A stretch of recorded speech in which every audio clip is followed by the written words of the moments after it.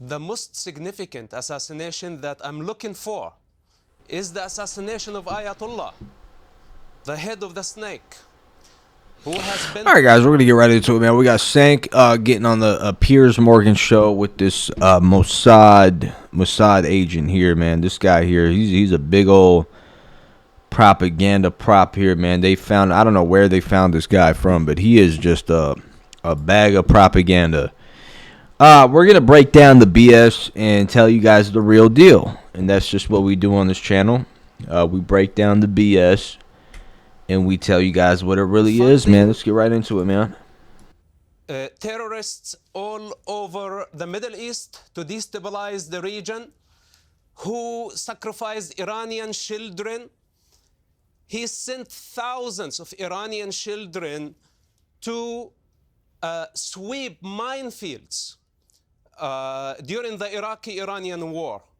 And he gave them keys and he said, this is the key to heaven. Then after that, he sacrificed Gaza children. He sacrificed Lebanon. He sacrificed Yemen. He's willing to sacrifice the entire world to satisfy his political ambition. This is the head of the snake. Sinwar was a great success. I will not cry for Sinwar's assassination. I was very pleased that simple soldiers who risked their lives since the beginning of the war got him finally by accident.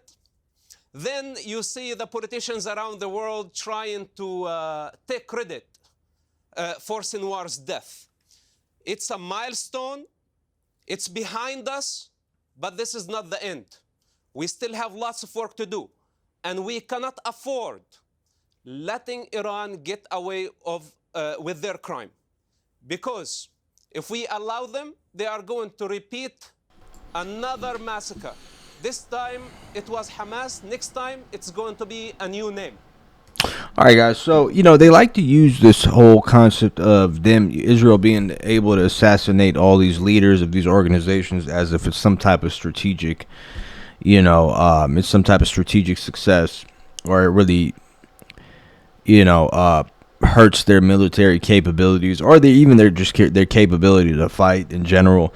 The reality of it is, a lot of these leaders and these generals that Israel has assassinated throughout, the axis of resistance, or the groups under Iran, a lot of them seek out, which is kind of a strange concept for Westerners, but a lot of them seek out this form of martyrdom that, and it's to them, it's the highest form of martyrdom. The highest form of resistance is martyrdom, right? So, and a lot of these guys were in their 60s. They're all from the 80s, so more than likely they, most if not all, were seeking this outcome. That's the tricky part that Westerners don't get.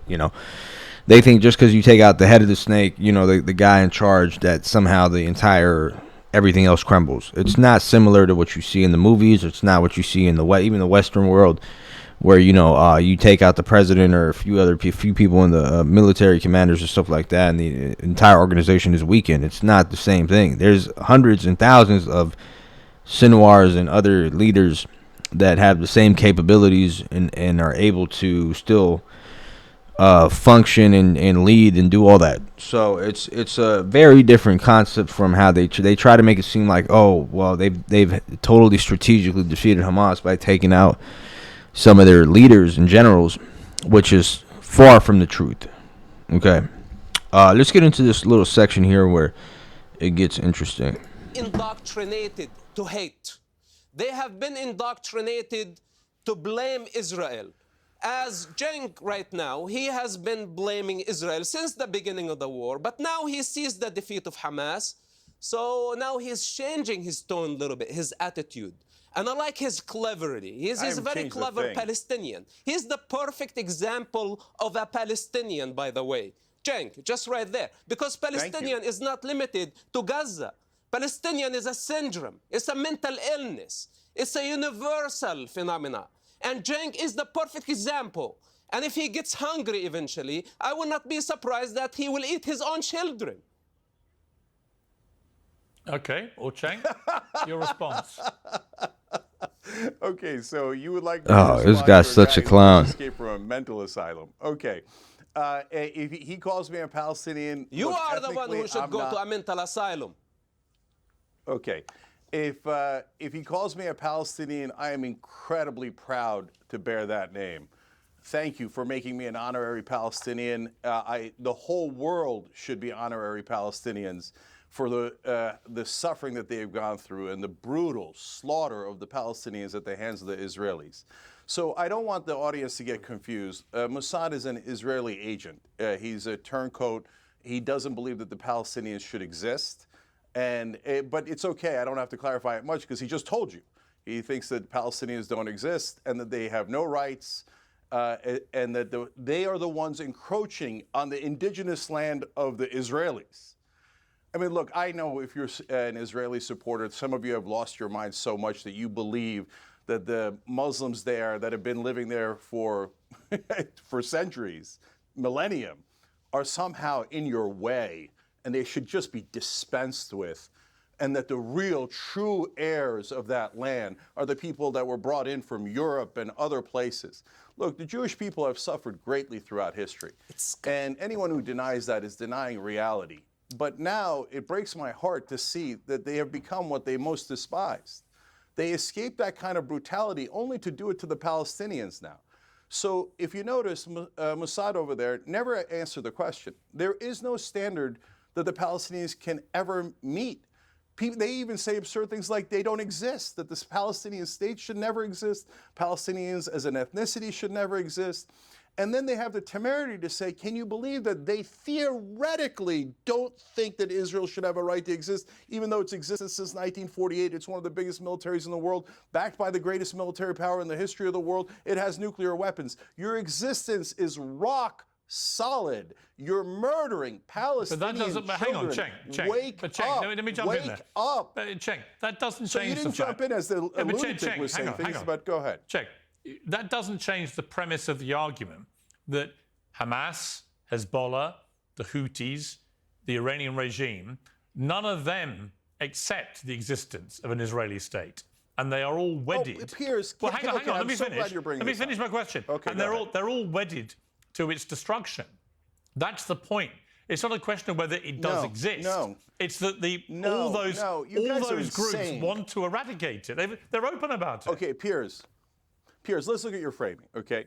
So in the reality-based world, Palestine does not exist because Israel is blocking its existence. Its cabinet voted to say that a Palestinian state will never exist. They will never allow it.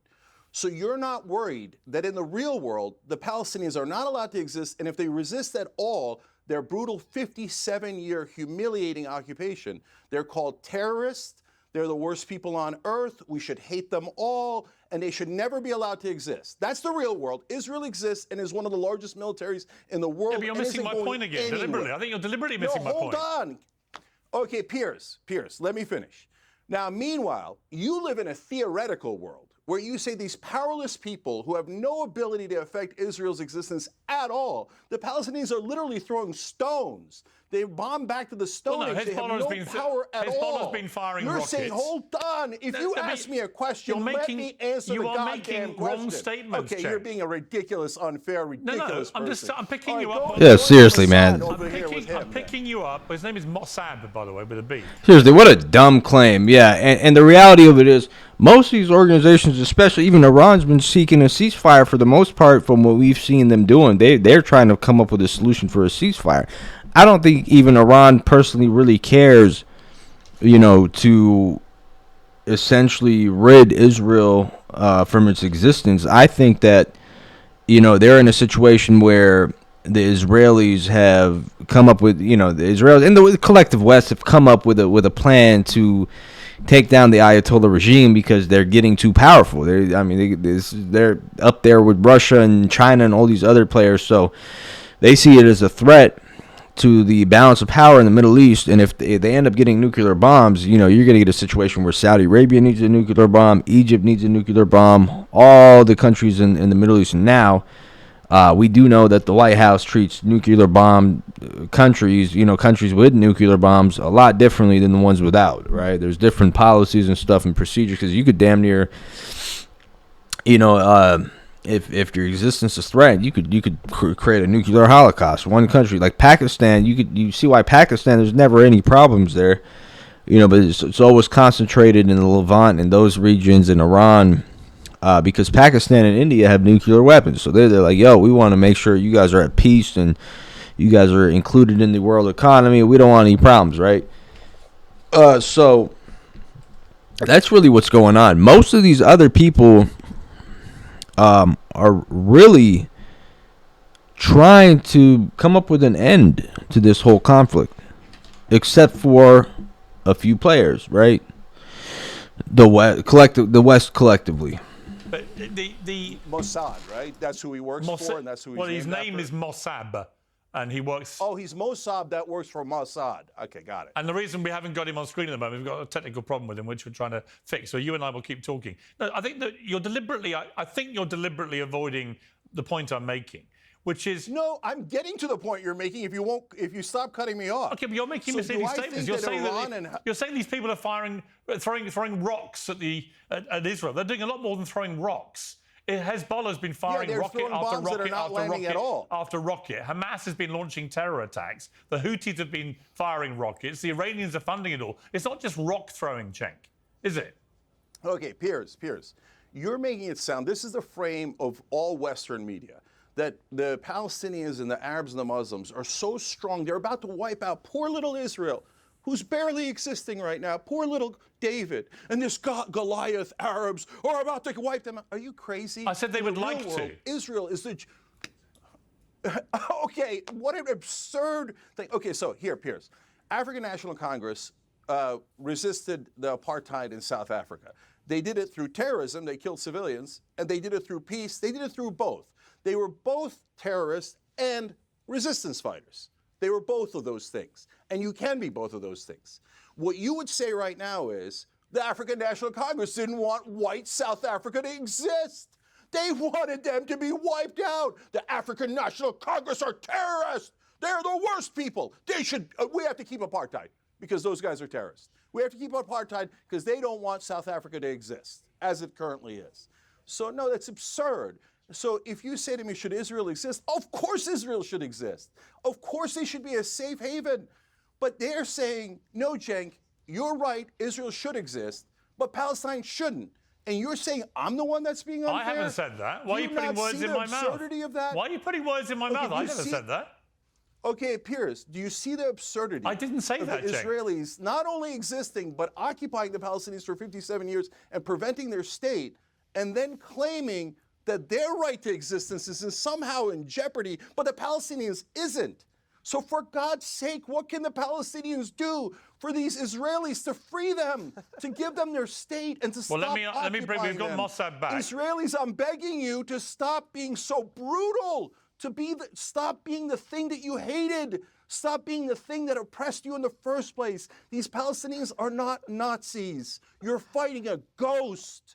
No, the people who are being the fascists here, I hate to do this because it's breaking my heart and it should break your heart. You're being the fascists. You're the ones slaughtering their civilians. Look, how do you look at those children being starved to death in northern Gaza and not see Jewish children in Germany in the 1930s and 40s? How do you not see that? It's the same exact image. Snap out of it. All right, but Cenk, Stop being the thing that you hated. All right, Cenk, before I go to Mossab for a response, how do you not see, conversely, that what happened on October the 7th was to Jewish people not dissimilar to what the Nazis did to them in World War II? How do you not see that parallel? No, it is not similar at all. It is. At all, Piers. It is. No, it's a group Piers. wedded to No, the destruction Piers, of all it's Jewish... insanity. Let me finish Stop my saying question. the same things. It is a group wedded, in the case of the Nazis, to the eradication of all Jewish people, as indeed are Hamas. What's the difference? Okay, this is a convenient talking point to justify... What's the difference? Actually preventing the Palestinians from Tell existing. me the moral difference. What is wrong with you people? Tell me the moral difference. In reality, yes, of course I'll tell you the difference. So what they did on October 7th was terrible. I hate any civilians being killed. I hate terrorism. That is why Netanyahu is an awful, disgusting terrorist. He's killed 30 to 40 times the number of civilians that Sinwar did. What an awful, despicable terrorist he is. So now guys, October 7th can be terrible, but at the same time, you can acknowledge the power dynamic of who is stronger and who is not. Why does that make a difference? Because the Nazis were the more powerful force. They had every ability to wipe out the Jews, and they tried. The powerful force, Goliath, the Nazis, were horrible for what they did to the Jews. When the French resistance fought back and killed German civilians, it might have been the wrong strategy. It might have been immoral to kill German civilians. But the French resistance was not, oh, they're trying to wipe out Germans from existence, so the French resistance is bad, they should surrender to the Nazis. No, they were the powerless. The powerless always do ineffective violence that we call terrorism. And then to say, no, it's their fault that the powerless are going to somehow wipe out the powerful. No, you're framing it in a way that is totally hypothetical and theoretical because you want to avoid the reality of what is actually happening in the world, which is the Israelis wiping out the Palestinians, slaughtering them, tens of thousands All right, let at me a bring time, in Mossab. taking their land. All right, before we hear what this guy, this character here has to say, what he said, what Cenk is saying is true somewhat because, you know, right before like the October 7th happened, a few different events were taking place, especially in the Middle East, right? There was the normalization between Israel and Saudi Arabia, which was going to isolate. The key was, you know, they say it was for economical reasons, for fiber optics and trade from the Indian Ocean all the way to the Mediterranean. And what it was going to do was going to isolate the Iranians, you could say, and some of these other countries that aren't affiliated with Saudi Arabia, the U.S. and Israel, and the West in general, collectively. And they were going to dominate the Middle East economically, and no Palestinian statehood in sight. The idea of a Palestinian state was done with. There was even, you know, talks about, you know, obviously Netanyahu has been expanding settlements like crazy. You know, it was just, you could even take a look at the map. It's just the West Bank is really controlled by Palestinians. Only little bits of it is controlled by Palestinians. So this was, if from the perspective of a pro-Palestinian, you're looking at this as literally the last attempt at even trying to form a Palestinian statehood. This is like, you know, this is a kind of do or die situation. It's either we let this happen, we peacefully surrender, you know, Palestine to the Israelis, in essence, right? Or we, you know, fight it out. We try to do what we could do, and you know, if we all end up dying, you know, resisting for a Palestinian statehood, then that's, you know, that's the goal of, well, what Hamas is doing right now, right? So it's an existential threat for them. It's so that was the reasoning behind October 6th. Now I'm not justifying what happened there. I don't want to killing of civilians, like I agree with Cenk, is completely unacceptable, and it's some of the stuff that happened was horrific. But you have to look at it from the perspective of the Palestinians. And Gaza is an open-air prisons, guys. The Israeli government has dictatorial control of that piece of land. They control what goes in and what goes out. The air, the electricity, every single aspect of it is being controlled, except for the Philadelphia corridor at some point where a lot of the weapons were being snuck in by, Iran to Hamas. And that's the reality of the situation. You know, from a Palestinian perspective, this was their last attempt at trying to form a Palestinian statehood, because it was at a point where, you know, Israel's just expanding like crazy, and this is just, you know, this is what it was going to be. They were going to control all of Palestine, and there's nothing anyone could do about it. And the concept of Palestine is pretty much done at that point. Right, Mossab, your response. Wow, where do I begin to analyze the mental state of this self-proclaimed savior of the Gaza children? He really touched my heart. Who authorized you to speak on behalf of the Arab children of Gaza? Who authorized you? You just did. You You called me never a been Palestinian. there. You don't care. So am I And Palestinian or now am I you not? think you hold the higher moral ground. You don't. do. You're not the savior. You always need a victim in order to pose as the savior. You're not the savior. First, learn how to control yourself. Learn how to control your tongue buds before you try to control the world. It's a big situation in Gaza. All of us are heartbroken for the death of the children of Gaza. All of us. That includes Israel. Israel considers what's happening in Gaza a tragedy. It's a tragedy made up by the terrorists that you sympathize with, that you want to validate and legitimize. Then we will have to deal with the chaos that you create, your emotional being, going all over the place. Who authorized you to speak on the behalf of the Gaza? Nobody did. You did. You self-proclaimed, just like Mahmoud Abbas, just like Yasser Arafat, just like all the Palestinians who have been feeding on the pain of the Palestinian children. You are a parasite, a bottom feeder. This is what you are. So before you speak against the Prime Minister of a democracy and accuse him of being a terrorist, you need to look at yourself in the mirror. You have been supporting Hamas and it's recorded against you for eternity. So don't play the game now that your fight is for the children in Gaza. This is not your fight.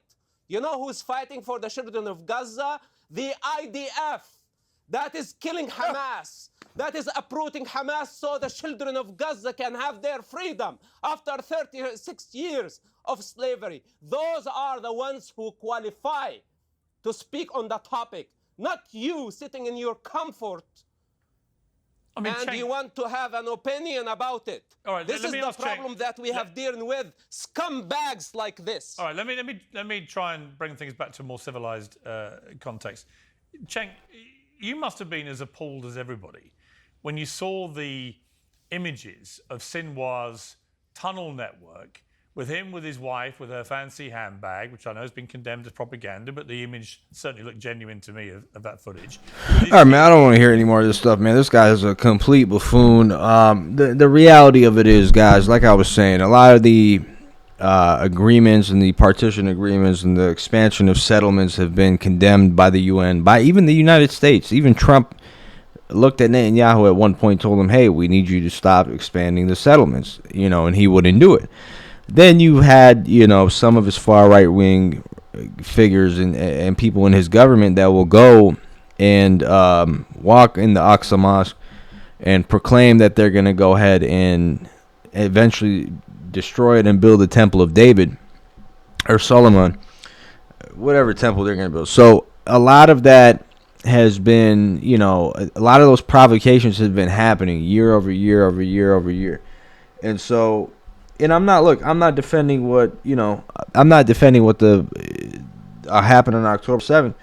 But if you take a look at it from their perspective, they see it as like, okay, this is kind of like a do or die situation. How do we go out? Do we just allow this to continue to happen? Is this our desecration, humiliation, all the settlements, all the UN partition plans, all the international agreements that have transpired?